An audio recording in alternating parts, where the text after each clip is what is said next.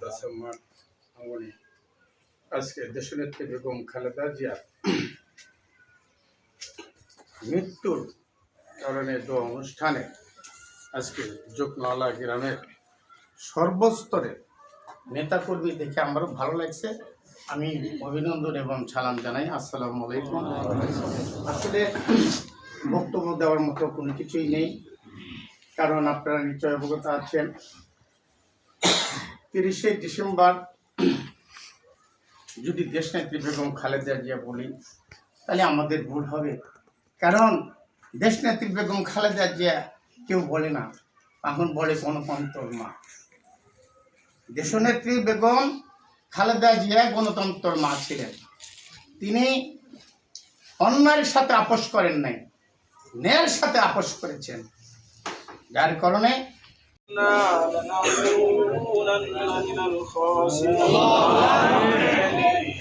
ربنا آتنا في الدنيا حسنة وفي الآخرة حسنة وقنا عذاب النار رب ارحمهما كما ربياني صغيرا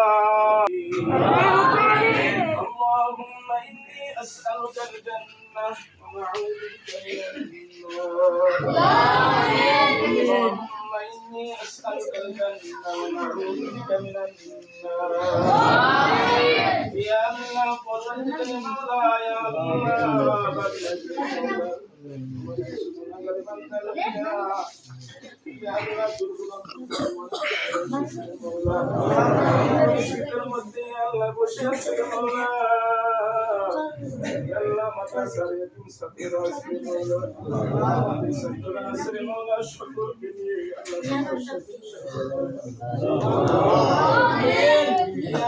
তোমার কোরআন খতম করা হয়েছে মাওলা, তারপরে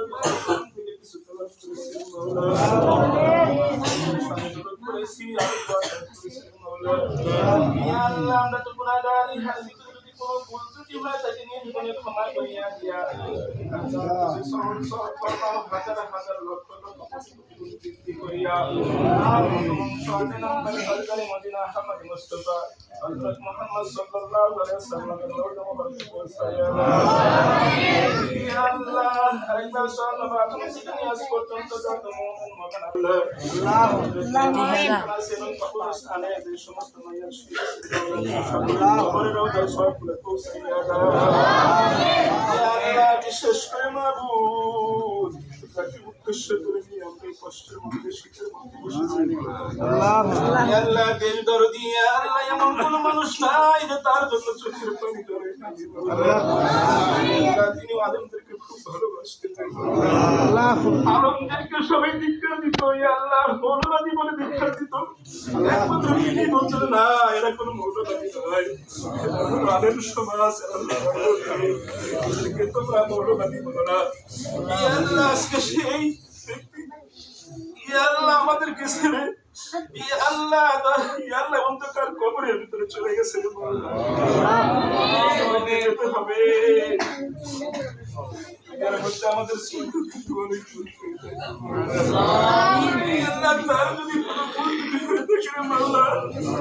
সমাজকে মোহাম্মত করেছে, আলম সমাজকে ভালোবেসেছে আল্লাহ, অনেক আলিম আল্লাহ সবাই বলেছে আল্লাহ সে আলেম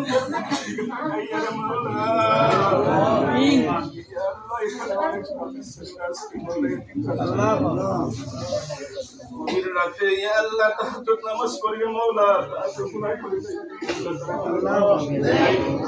মাসুম বাচ্চাদের দিকে তাকাইয়া মাওলা ইয়া আল্লাহ বেগম খালেদা জিয়াকে তুমি জান্নাতবাসী করে দাও আল্লাহ, তুমি জান্নাতবাসী করে দাও মাওলা। আমরা সকলেই আল্লাহ তাদের দয়া করে মেহেরবানি করে তাদের কবরকে জান্নাতের বাগিচা বানায়া দাও মেহেরবানি করে আমার ছেলে হই আল্লাহ পরপারে চলে গেছে মাওলা, তার কবরকে জান্নাতের বাগিচা বানায়া দাও রহমান কি আল্লাহ দর্শনশীল হওয়ার দান করিয়া দাও তো ইয়া আল্লাহ তের দরদি হওয়ার তৌফিক দান করিয়া দাও হেফাজত করো। দরদি হওয়ার কারণে বিভিন্ন জায়গা থেকে বিভিন্ন দেশ থেকে তাদেরকে আল্লাহ বিভিন্নভাবে নির্যাতন করতে থাকে। মানুষের শয়তানি ওয়াসওয়াসা সকল পরামর্শ করতে মেহেরবানি করে মাহবুব আল্লাহ বাংলাদেশে রহমত নাযিল করো। আমরা এখানে উপস্থিত হয়েছি আমাদের পিতা মাতা দাদা দাদি নানা নানি ভাই রাষ্ট্রীয় সরকার যারা